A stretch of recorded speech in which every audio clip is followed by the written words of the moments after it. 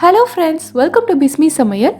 இன்னைக்கு நம்மளோட வீடியோவில் பெண்களுக்கு தேவையான உங்களோட பணத்தையும் நேரத்தையும் மிச்சப்படுத்துகிற மாதிரியான கிச்சன் டிப்ஸ் தான் பார்க்க போகிறோம். இன்றைக்கி நான் சொல்லக்கூடிய எல்லா டிப்ஸுமே உங்களோட டெய்லி லைஃப்பில் ரொம்பவே யூஸ்ஃபுல்லாக இருக்கும். என்னென்ன டிப்ஸ்ன்னு பார்க்குறதுக்கு முன்னாடி நீங்கள் நம்மளோட வீடியோவை இப்போ தான் ஃபஸ்ட் டைம் பார்க்குறீங்கன்னா நம்மளோட பிஸ்மி சமையலுக்கு சப்ஸ்கிரைப் பண்ணுங்கள். பக்கத்தில் இருக்கக்கூடிய பெல் ஐக்கானையும் கிளிக் பண்ணி அதில் ஆல்கிற ஆப்ஷனையும் செலக்ட் பண்ணுங்கள். இப்போ நம்ம ஃபஸ்ட்டு டிப் என்னங்கிறத பார்க்கலாம். நம்ம எல்லாருமே சாம்பார் வைக்கும்போது பருப்பு கறி செய்யும் போதெல்லாம் இந்த மாதிரி ப்ரெஷர் குக்கரில் பருப்பு வேக வைப்போம். ப்ரெஷர் குக்கரில் வேக வைக்கிறதுல என்ன பிரச்சனை அப்படின்னா, நம்ம தண்ணி கொஞ்சம் அதிகமாக ஊற்றிட்டாலும் குக்கர்லேருந்து விசில் வரும்போது நமக்கு எல்லா தண்ணியுமே வெளியில் வந்துடும். இந்த தண்ணியெல்லாம் வெளியில் தெரித்து நமக்கு அடுப்பு சுற்றி இருக்கிற இடம் எல்லாமே ஸ்பாயில் ஆகிடும். இதை நம்ம மறுபடியும் க்ளீன் பண்ணிகிட்டு இருக்கணும். ஸோ இந்த மாதிரி பிரச்சனைகள்லாம் இல்லாமல் நம்ம குக்கரில் எவ்வளோ தண்ணி வச்சாலுமே அதிலிருந்து ஒரு சொட்டு தண்ணி கூட குக்கருக்கு வெளியில் தெரிக்கக்கூடாது. அப்படின்னா என்ன பண்ணணுங்கிறத பார்க்கலாம். நீங்கள் பருப்பு வேக வைக்கும்போது குக்கரில் சேர்க்க வேண்டிய எல்லா பொருளையுமே சேர்த்ததுக்கப்புறமா கூடவே இந்த மாதிரி ஒரு சின்ன கிண்ணத்தையும் உள்ளே வச்சுருங்க. இந்த மாதிரி நம்ம செய்யும்போது குக்கரில் நம்ம எக்ஸ்ட்ராவாக எவ்வளோ தண்ணி வச்சுருந்தாலும் பரவாயில்ல, ஒரு சொட்டு தண்ணி கூட நமக்கு வெளியில் வராது. எல்லாமே இந்த கிண்ணத்துலேயே ஃபுல்லாக கலெக்ட் ஆகிடும். இப்போ நம்ம எப்பவும் போல் குக்கரை மூடிட்டு வெயிட் சேர்த்துடலாம். இந்த மூடியில் பாருங்கள், உள்ளே இருந்து தண்ணி வெளியில் வரவே இல்லை. இப்போ நான் ஓப்பன் பண்ணி காட்டுறேன்.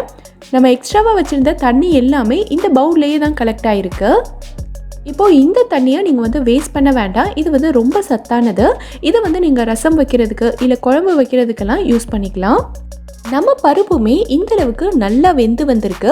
பிகினர்ஸ் எல்லாருக்குமே இந்த டிப் ரொம்பவே யூஸ்ஃபுல்லாக இருக்கும்னு நினைக்கிறேன். கண்டிப்பாக ஒர்க் அவுட் ஆகும். நீங்களும் ட்ரை பண்ணி பாருங்கள். இப்போ நம்ம அடுத்த டிப் என்னங்கிறத பார்க்கலாம்.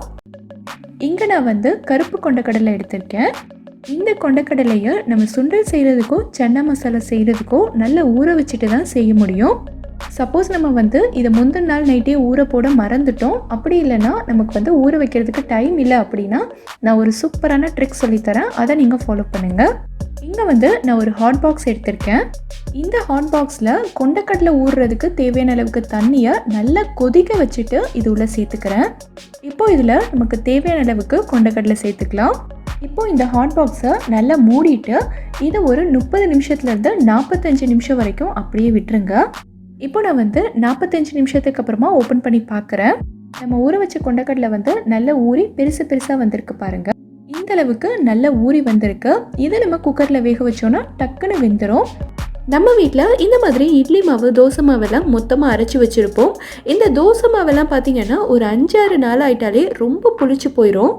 இந்த மாதிரி புளிச்சு போன மாவில் தோசை ஊற்றினாலும் நல்லாவே இருக்காது. வீட்டில் இருக்க யாருமே சாப்பிட மாட்டாங்க. அது மட்டும் இல்லாமல் இந்த மாவை அப்படியே வேஸ்ட் பண்ணுறதுக்கும் நமக்கு மனசே வராது.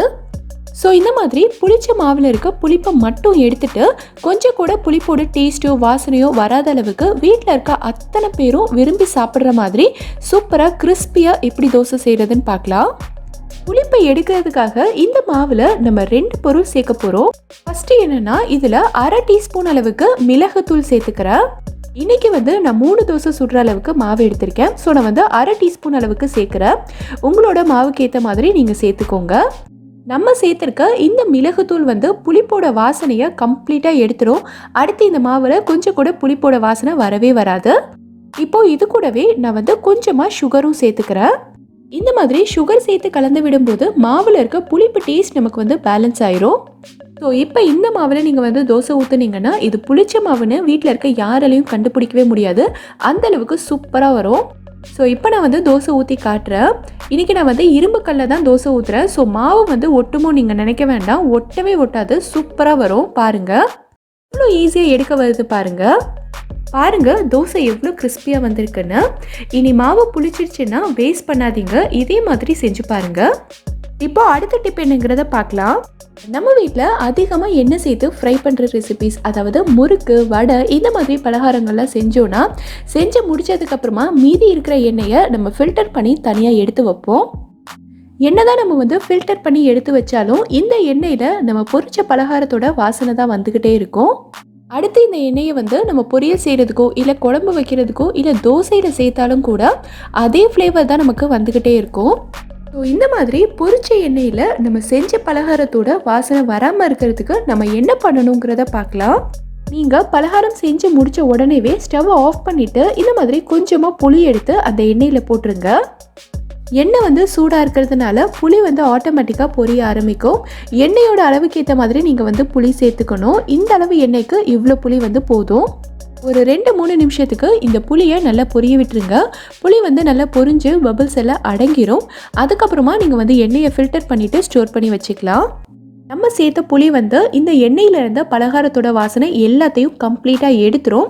அடுத்து இந்த எண்ணெயில் எந்த வாசனையும் வரவே வராது. இதை வந்து நீங்கள் தாராளமாக பொரியல் வைக்கிறதுக்கோ இல்லை குழம்பு செய்கிறதுக்கோ யூஸ் பண்ணிக்கலாம். நம்ம பொரிச்ச பலகாரத்தோட வாசனை வரவே வராது. ரொம்ப யூஸ்ஃபுல்லாக இருக்கும்னு நினைக்கிறேன். ட்ரை பண்ணி பாருங்கள். தீபாவளி வரப்போகுது. நீங்கள் எல்லாருமே சந்தோஷமாக பலகாரம் செய்கிறதுக்கு ஸ்டார்ட் பண்ணியிருப்பீங்க. ஆனால் நிறைய பேர் பார்த்தீங்கன்னா சீடை வந்து எண்ணெயில் போட்டதும் பட்டுன்னு வெடிச்சிருமோன்னு பயந்துக்கிட்டு சீடை செய்யாமலே விட்டுருப்பீங்க. ஆனால் நீங்கள் எவ்வளோ சீடை செஞ்சாலுமே அதிலிருந்து ஒரு சீடை கூட உங்களுக்கு வெடிக்கவே கூடாதுன்னா நான் சொல்கிற டிப்ஸை நீங்கள் ஃபாலோ பண்ணுங்கள். ஃபஸ்ட்டு வந்து நீங்கள் சீடைக்கு சேர்க்க போகிற மாவு, உளுந்து, எள்ளு எல்லா பொருளையுமே நல்லா வறுத்துட்டு தான் சேர்க்கணும். உளுந்து வந்து நீங்கள் எப்போவுமே நல்லா வறுத்துட்டு தான் பவுடர் பண்ணுவீங்க, அது ஓகே. ஆனால் நிறைய பேர் பார்த்தீங்கன்னா எள்ளை வறுக்காமலே விட்டுருவீங்க. எள்ளை வந்து நல்லா வறுத்துட்டு தான் நீங்கள் வந்து சேர்க்கணும். இல்லைன்னா நமக்கு சீடை செய்யும் போது இந்த எள்ளு வந்து நல்லா வெடிக்கிறதுக்கு நிறைய சான்சஸ் இருக்குது. ஸோ எப்போவுமே நல்லா வறுத்துட்டு சேருங்க. அடுத்த பாயிண்ட் என்னென்னா, நல்லா வறுத்ததுக்கு அப்புறமா இந்த மாதிரி ஒரு சல்லடையில் சேர்த்து நல்லா சலிச்சிருங்க. இந்த மாதிரி நம்ம மாவை சலிக்கும் போது மாவில் ஏதாவது கட்டி கட்டியாக இருந்தாலும் நம்ம தனியாக எடுத்துடலாம். அது மட்டும் இல்லாமல் தூசி, குப்பை எது இருந்தாலுமே நம்ம வந்து தனியாக ஃபில்டர் பண்ணி எடுத்துடலாம். இந்த மாதிரி செய்யும்போது நமக்கு சீடை கொஞ்சம் கூட வெடிக்கவே வெடிக்காது.